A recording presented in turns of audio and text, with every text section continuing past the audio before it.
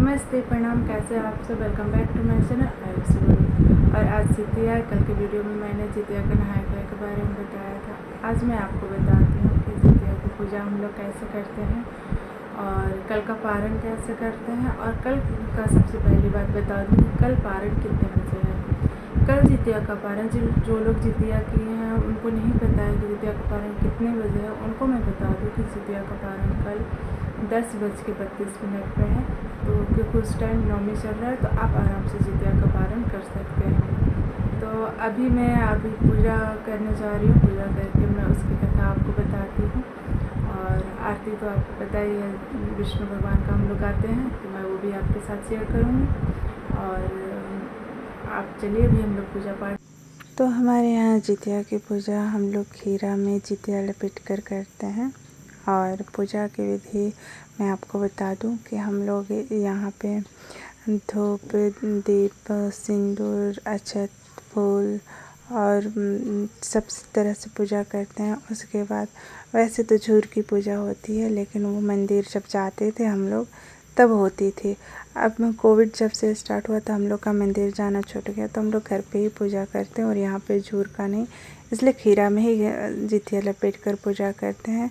इसमें फल फूल सब चढ़ाते हैं। और मैं बता दूं कि हम लोग सुबह का पारण कच्चा गाय का दूध उसमें से खीरा का बीज डाल कर करते हैं, जो कि मैं आपको सुबह में पारण का भी वीडियो में शेयर करूँगी। अभी बस मैं आपको बता रही हूँ। मैंने बताया कि पारण है कल सुबह 10:30 बजे के बाद। तो फिर से मैं बता देती हूँ कि जिनको पारण का पता नहीं है वो कल सुबह में 10:32 के बाद पारण कर सकते हैं। द्विज पुत्रिका का व्रत बहुत ही अच्छा है और बहुत सुनने वाले को भी फल मिलता है और बोलने वाले को भी फल मिलता है। तो मैं अभी पूजा कर ही रही हूँ। पूजा करने के बाद हम लोग कथा कहेंगे, कथा के बाद आरती कहेंगे। तो आप मेरी वीडियो को लास्ट तक ज़रूर देखिएगा और कथा भी सुनिएगा। इसका पुण्य बहुत बड़ा होता है। तो चलिए कथा स्टार्ट करते हैं। एक बार नैमिषारण्य के निवासी ऋषियों ने संसार के कल्याणार्थ सूत जी से पूछा, हे सूत, कराल काल में लोगों के बालक किस तरह दीर्घायु होंगे, सो कहिए।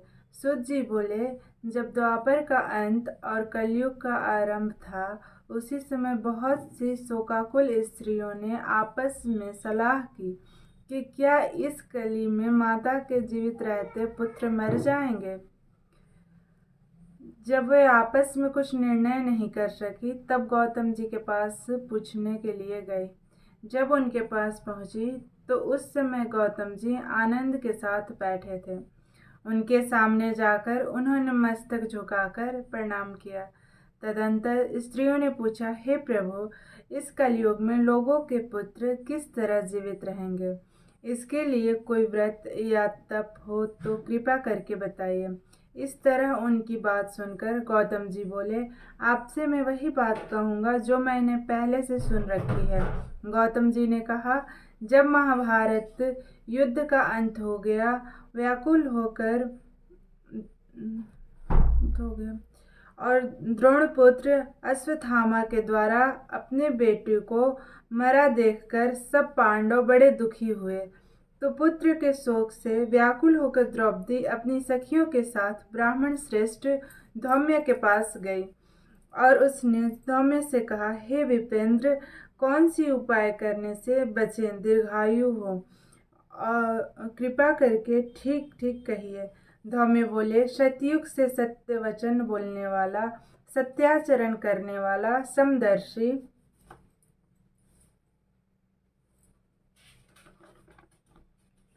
जिमुतवाहन नामक एक राजा था।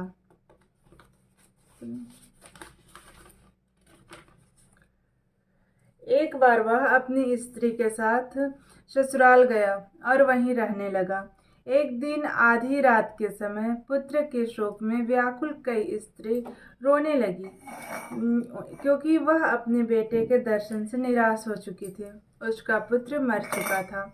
वह रोती हुई कहती थी, हाय, मुझ बूढ़ी माता के सामने मेरा बेटा मरा जा रहा है। उसका रुदन सुनकर राजा जिमुतवाहन का तो मानो हृदय विदीर्ण हो गया। वह तत्काल उस स्त्री के पास गया और उससे पूछा, तुम्हारा बेटा कैसे मरा है? बूढ़ी ने कहा, गरुड़ प्रतिदिन आकर गांव के लड़कों को खा जाता है। इस पर दयालु राजा ने कहा, माता अब तुम रो मत, आनंद से बैठो, मैं तुम्हारे बच्चे को बचाने का यत्न करता हूँ। ऐसा कहकर राजा उस स्थान पर गया जहाँ गरुड़ आकर प्रतिदिन मांस खाया करता था। उसी समय गरुड़ भी उस पर टूट पड़ा और राजा के शरीर का मांस खाने लगा। जब अतिशय तेजस्वी गरुड़ ने राजा का बायां अंग खा लिया तो झटपट राजा ने अपना दाहिना अंग फेरकर गरुड़ के सामने रख दिया। यह देखकर गरुड़ जी ने कहा, देवयोनियों में तुम कौन हो? तुम मनुष्य तो नहीं जान पड़ते। अच्छा, अपना जन्म और कुल बताओ। पीड़ा से व्याकुल मन वाले राजा ने कहा, हे पक्षीराज, इस तरह के प्रश्न करना व्यर्थ है। तुम अपनी इच्छा भर मेरा मांस खाओ। यह सुनकर गरुड़ रुक गए और बड़े आदर से राजा के जन्म और कुल की बात पूछने लगे। राजा ने कहा, मेरी माता का नाम शव्या है, मेरे पिता का नाम शालिवाहन है, सूर्यवंश में मेरा जन्म हुआ है और जिमितवाहन मेरा नाम है। राजा की दयालुता देखकर गरुड़ ने कहा, हे महाभाग, तुम्हारे मन में जो अभिलाषा हो वह वर मांगो। राजा ने कहा, हे पक्षीराज, यदि आप मुझे वर दे रहे हैं तो वर दीजिए कि आपने अब तक जिन प्राणियों को खाया है वे सब जीवित हो जाएं। हे स्वामी, आप यहाँ बालकों को न खाएं और कोई ऐसा उपाय करिए जहाँ की जो उत्पन्न हो वे लोग बहुत दिनों तक जीवित रहे। धम्मे ने कहा कि पक्षीराज गरुड़ राजा को वरदान देकर स्वयं अमृत के लिए नागलोक चले गए। वहां से अमृत लाकर उन्होंने उन मरे मनुष्यों की हड्डियों पर बरसाया। ऐसा करने से मनुष्य सब लोग जीवित हो गए जिनको कि पहले गरुड़ ने खाया था। राजा के त्याग और गरुड़ की कृपा से वहां वालों का बहुत कष्ट दूर हो गया। उस समय राजा के शरीर की शोभा दूनी हो गई थी। राजा की दयालुता देखकर गरुड़ ने फिर कहा, मैं संसार के कल्याणार्थ एक और वरदान दूंगा। आज अश्विनी कृष्ण सप्तमी से रहित शुभ अष्टमी तिथि है। आज ही तुमने यहाँ की प्रजा को जीवित दान दिया है। हे वत्स, अब से यह दिन ब्रह्मभाव हो गया, जो मूर्ति भेद से विविध नामों से विख्यात है। वही त्रिलोक्य से पूजित दुर्गा अमृत प्राप्त करने के अर्थ में जीवित पुत्रिका कहलाई है। सो इस तिथि को जो स्त्रियां उस जीवित पुत्रिका की ओर कुश की आकृति बनाकर तुम्हारी पूजा करेंगी तो दिनों दिन उनका सौभाग्य बढ़ेगा और वंश की भी बढ़ती होती रहेगी। हे महाभाग, इस विषय में विचार करने की भी आवश्यकता नहीं है। राजन, सप्तमी से रहित और उदया तिथि के अष्टमी को व्रत करें, यानी सप्तमी विद्ध अष्टमी जिस दिन हो उस दिन व्रत न कर शुद्ध अष्टमी को व्रत करें और नवमी में पारण करें। यह इस पर ध्यान न दिया गया तो फल नष्ट हो ही जाएगा और सौभाग्य तो अवश्य नष्ट हो जाएगा। जिमितवाहन को इस तरह का वरदान देकर गरुड़ वैकुंठ धाम को चले गए और राजा भी अपनी पत्नी के साथ अपने नगर को वापस चले आए। धौम्य द्रौपदी से कहते हैं, हे देवी, मैंने यह अतिशय दुर्लभ व्रत तुमको बताया है। इस व्रत को करने से बच्चे दीर्घायु होते हैं। हे देवी, तुम भी प्रोक्त विधि से यह व्रत और दुर्गा जी का पूजन करो तो तुम्हें अभिलाषित फल प्राप्त होंगे। मुनिराज धौम्य की बात सुनकर द्रौपदी के हृदय में एक प्रकार का कौतूहल उत्पन्न हुआ और पूर्ववासिनी स्त्रियों को बुलाकर उनके साथ यह उत्तम व्रत किया। गौतम ने कहा, यह व्रत और इसके प्रभाव को किसी एक जिन्हीं ने सुन लिया था, अपनी सखी सियारिन को बतलाया। इसके बाद पीपल वृक्ष की शाखा पर बैठकर उस चिल ने और उस वृक्ष के खोते में बैठकर सियारिन ने भी व्रत किया। फिर वही चिल किसी उत्तम ब्राह्मण के मुंह से यह कथा सुनाई और पीपल के खोते में बैठी हुई अपनी सखी को सुनाया। सियारिन ने आधी कथा सुनी ही थी कि उसे भूख लग गई और वह उसी समय 100 से भरे हुए शमशान में पहुंची। वहां उसने इच्छा भर मांस का भोजन किया और चिल्ल बिना कुछ खाए पिए रह गई और सवेरा हो गया।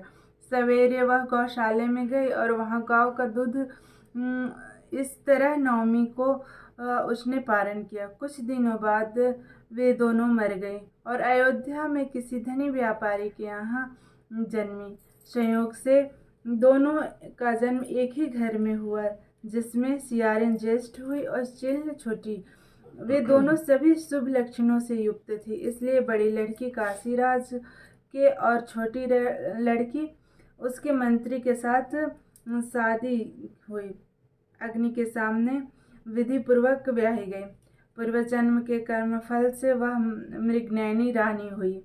जिस किसी के संतान को उत्पन्न करती वह मर जाती थी और पूर्व जन्म की बातों का स्मरण करने वाली मंत्री की पत्नी अष्टवासुओं में सदृश तेजस्वी 8 बेटे उत्पन्न किए और सभी जीवित रह गए। अपनी बहन के पुत्रों को जीवित देखकर ईर्ष्यावश राजपत्नी ने अपने स्वामी से कहा कि यदि तुम मुझे जीवित रखना चाहते हो तो इस मंत्री के भी पुत्रों को उसी जगह भेज दो जहां मेरे बेटे गए, अर्थात इन्हें मार डालो। यह सुनकर राजा ने उस मंत्री के पुत्रों को मारने के लिए कई प्रकार के उद्योग किए, पर मंत्री की पत्नी ने जीवित पुत्र के पुण्य बल से बचा लिया। एक दिन राजा ने अपने आदमियों को उन पुत्रों का सिर कटवाकर पिटारी में रखवाया और वह पिटारी उनकी माता के पास भेज दिया, किंतु वे 8 सिर बेशकीमती जवाहरात हो गए और भले चंगे वे 8 लड़के अपनी माता के पास वापस चले गए। उनको जीवित देखकर राजपत्नी को बड़ा विस्मय हुआ। अंत में वह मंत्री की पत्नी के पास आई और उसने पूछा, बहन, तुमने कौन सा ऐसा पुण्य किया है जिससे बार बार मारे जाने पर भी तुम्हारे बेटे नहीं मरते?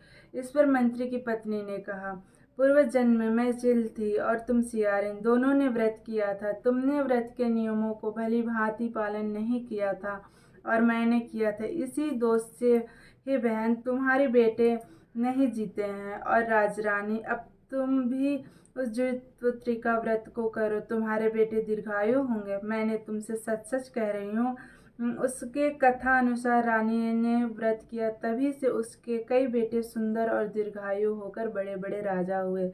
सूत जी कहते हैं, सब प्रकार का आनंद देने वाला मैंने यह दिव्य व्रत बतलाया। स्त्रियां चिरंजीवी संतान चाहती हों तो विधि पूर्वक यह व्रत करें।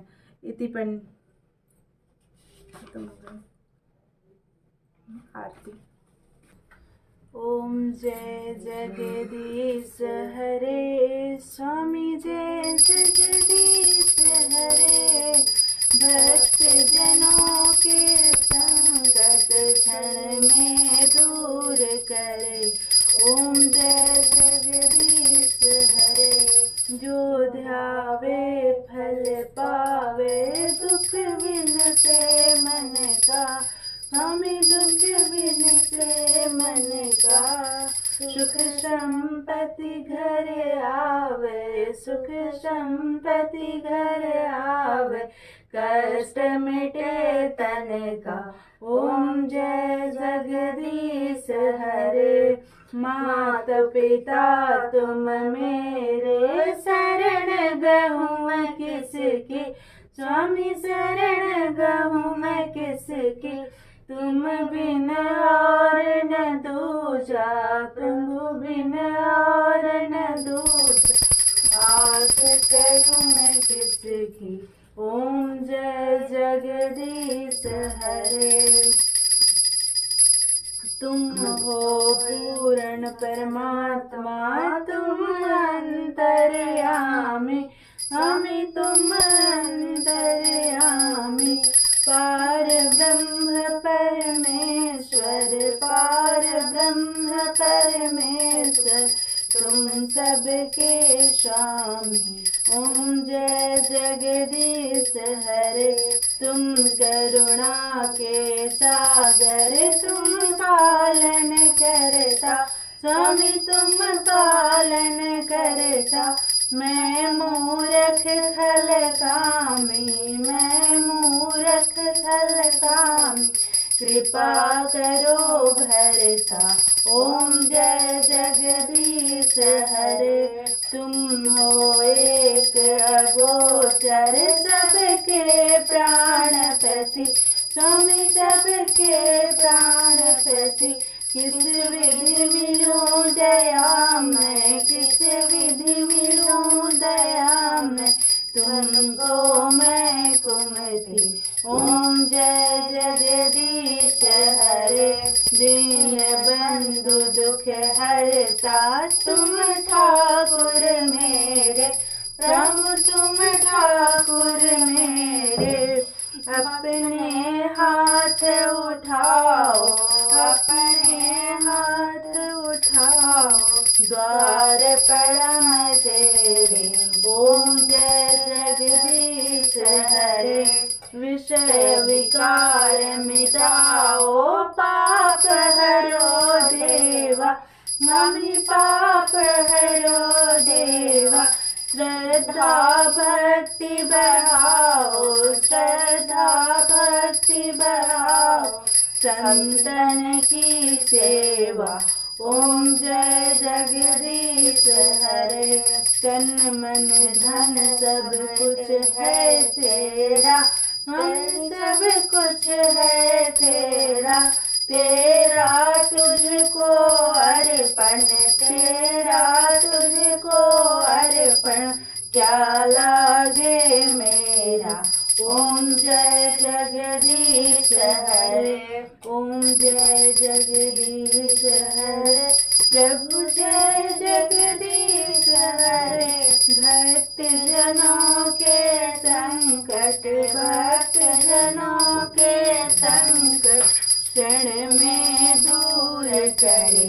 ओम जय जगदीश हरे।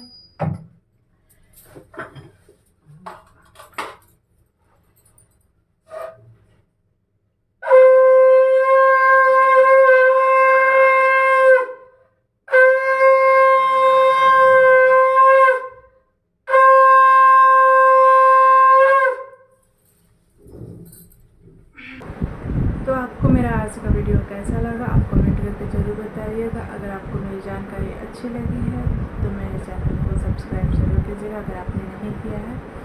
और अगर वीडियो अच्छी लगी हो तो उसे लाइक और कमेंट जरूर कीजिएगा। तो मिलते हैं अगले ब्लॉग में या अगले वीडियो में।